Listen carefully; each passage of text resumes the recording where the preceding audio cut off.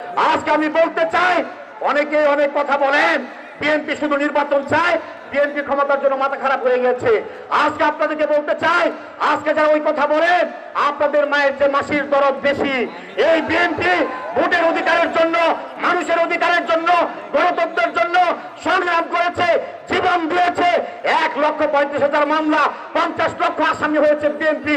তারপরেও পরিবার ছেড়ে, পরিবার ছেড়ে, সবকিছু ছেড়ে, সমস্ত জীবনের মায়া ছেড়ে আমরা মানুষের ভোটের অধিকারের জন্য সংগ্রাম করেছি।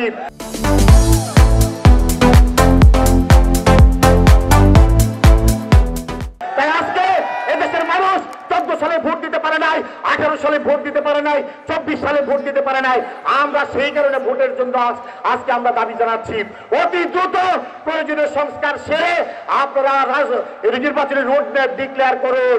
এদেশের মানুষ ভোটের অধিকার নিশ্চিত করতে চায়, আমরাও সংস্কার চাই। কিন্তু আজকে সংস্কার করে অনন্তকাল ক্ষমতায় থাকবেন আর রাষ্ট্রীয় ক্ষমতায় থেকে দল গঠন করবেন, দলের পৃষ্ঠপোষকতা করবেন, এই বাংলাদেশের মানুষ এটা মেনে নেবে না, বাংলাদেশের মানুষ এটা মেনে নেবে না। তাই আজকে আমরা বলতে চাই, আমরা রাজপথে আছি, রাজপথে থাকবো।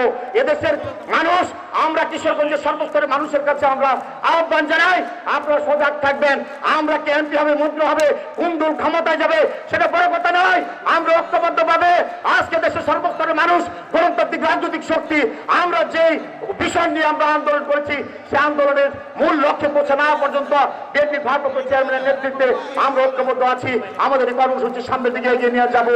কেউ যদি দলের ভাবমূর্তি ক্ষুণ্ণর কোনো কার্যক্রমে অংশগ্রহণ করেন আর তার প্রমাণ পায়, দল অতীতে ছাড় দেয় নাই, বিএনপি ভারপ্রাপ্ত চেয়ারম্যান কাউকে ছাড় দেয় নাই। আমরা চাই জনগণের সমর্থন নিয়ে আগামী দিনে আমরা দেশের মানুষের সেবা করতে চাই। জনগণের যদি সমর্থন নিয়ে আমাদেরকে সামনে এগোতে হয়, জনগণের ভালোবাসা অর্জন করা ছাড়া, জনগণের কাছাকাছি যাওয়া ছাড়া আর আমাদের কোনো পন্থা নাই। উপরে আল্লাহ আর নিচে জনগণ, এটাই আমাদের দুইটা ধাপ। সেই কারণে আমাদেরকে ঐক্যবদ্ধ থাকতে হবে।